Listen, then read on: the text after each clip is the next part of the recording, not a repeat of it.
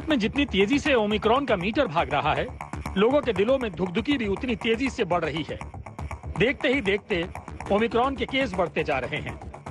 महाराष्ट्र, राजस्थान, दिल्ली, केरल, गुजरात, कर्नाटक, तेलंगाना, पश्चिम बंगाल, आंध्र प्रदेश, चंडीगढ़, तमिलनाडु और इस तरह से ओमिक्रॉन अब तक भारत के 11 राज्यों में फैल चुका है। अब आपको बताते हैं कि ओमिक्रॉन के तेजी से भागते इस मीटर से डरना क्यों जरूरी है, तो सुनिए और याद कीजिए। पिछले साल 20 दिसंबर को कोरोना के डेल्टा वेरिएंट की पहचान हुई थी और कुछ ही महीनों बाद यानी अप्रैल 2021 में भारत में डेल्टा के चलते कोरोना की दूसरी लहर आ गई। उसके बाद जो मंजर था उसे सोचकर ही रोंगटे खड़े हो जाते हैं।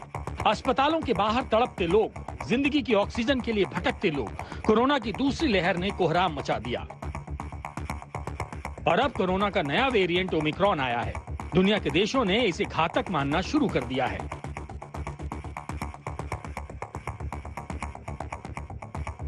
खासतौर से ब्रिटेन और अमेरिका में ओमिक्रॉन के नाम से भी लोग डरने लगे हैं, क्योंकि ब्रिटेन में ओमिक्रॉन ने रिकॉर्ड तोड़ दिया है। अमेरिका में भी केस दुगने हो गए हैं। जब ब्रिटेन और अमेरिका जैसे देश डर रहे हैं, तो ओमिक्रॉन से बेहद सावधान रहने की जरूरत भारतवासियों को भी है। और उसके पीछे वजह ये है, दिल्ली में फिर से ओमिक्रॉन के 4 नए केस आ गए हैं। महाराष्ट्र ओमिक्रॉन के 32 मामलों के साथ नंबर 1 पर है। राजस्थान में ओमिक्रॉन के केस बढ़कर 17 तक पहुंच गए हैं। हर रोज एक नए राज्य तक पहुंच रहा है ओमिक्रॉन वेरिएंट। कोरोना वायरस का ये सुपर स्प्रेडर वेरिएंट जितनी तेजी से देश में फैल रहा है, वो चिंताजनक है। ये सिर्फ हम नहीं कह रहे हैं, WHO तो शुरू में ही ओमिक्रॉन को वेरिएंट ऑफ कंसर्न यानी चिंता वाला बता चुका है।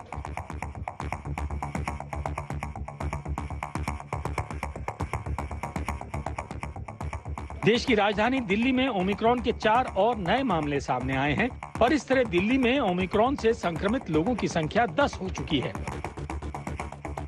मरीजों की बड़ी तादाद को देखते हुए दिल्ली में तैयारियां शुरू कर दी गई हैं।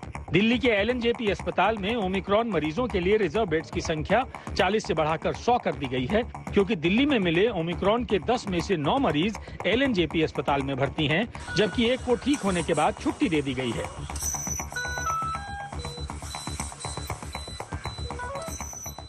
केसेज कंफर्म हो चुके हैं अभी तक और जो केसेज हैं 10 कंफर्म है। LNJP में भी 40 लोग हैं जो 38 पॉजिटिव हैं और आज सुबह भी 8 पेशेंट और आए हैं एयरपोर्ट से। तो जो बाहर से पेशेंट आ रहे हैं, जो लोग आ रहे हैं, उनमें से चेक करने में काफी लोग अभी पॉजिटिव पाए। बड़ी संख्या में आने वाले मरीजों और एम्बुलेंस को गाइड करने के लिए रिसेप्शन के साथ कॉल सेंटर बनाया गया है। दुनिया के सबसे बड़े कोविड केयर सेंटर यानी सरदार पटेल कोविड हॉस्पिटल को दूसरी लहर में 2000 बेड का बनाया गया था, लेकिन अब तीसरी लहर के खतरे को देखते हुए इसकी क्षमता बढ़ाकर 10,000 बेड तक की जा सकती है। प्रेजेंट में हमारे पास 150 ICU बेडेड हैं और बेड्स हैं और 530 जो हमारे पास वहाँ जनरल वार्ड में ऑक्सीजनेटेड बेड्स हैं। It can be extended up to 2000 और अगर आदेश आते हैं तो उसको उससे ज़्यादा बढ़ाया जा सकता है। So we have adequate resource जो हमें चाहिए होता है। अगर ज़रूरत पड़ती है, कोई डिज़ास्टर पैंडेमिक का बहुत ज़्यादा हो जाता है, तो हमारे पास अवेलेबल है रिसोर्सेज, हम इंक्रीज कर सकते हैं। चिंता सिर्फ एक तरफ नहीं है, बल्कि महाराष्ट्र से लेकर मध्य प्रदेश तक कोरोना के मरीज भी बढ़ने लगे हैं। ओमिक्रॉन से दुनिया डर रही है और देश की संसद में ओमिक्रॉन पर मस्ती सूझ रही है। राज्यसभा में शॉर्ट ड्यूरेशन डिस्कशन के दौरान ओमिक्रॉन पर चर्चा हुई। बीजेपी सांसद शिव प्रताप शुक्ल बोलने के लिए खड़े हुए तो विपक्ष हंगामा काटने लगा।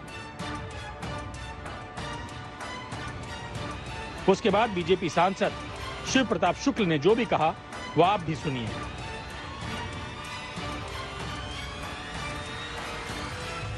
हम सब ओमिक्रॉन पर चर्चा कर रहे हैं और हमारे सामने ही ओमिक्रॉन खड़ा है। मुझे लगता है कि संसद के लिए इससे बड़ा ओमिक्रॉन और कुछ हो ही नहीं सकता है कि जो संसद चलने ही नहीं दे रहा है। इस नाते इस पूरे लोकतंत्र को खतरा पैदा हो गया है इन ओमिक्रॉनों से। तो इन ओमिक्रॉनों को शांत करने के लिए आप भी बैठे हुए हैं, उसके बावजूद ये शांत नहीं हो रहे। समूचे देश को यह समझना होगा कि ओमिक्रॉन पर हंसने की नहीं बल्कि सोचने की जरूरत है। हंगामे की नहीं बल्कि प्लानिंग की जरूरत है। क्योंकि एक्सपर्ट्स अलर्ट कर रहे हैं कि फरवरी में ओमिक्रॉन भारत में पीक पर होगा। अगर नहीं संभले तो कोरोना की तीसरी लहर का खतरा और भी बढ़ जाएगा। दिल्ली से वरुण सिन्हा के साथ आज तक ब्यूरो।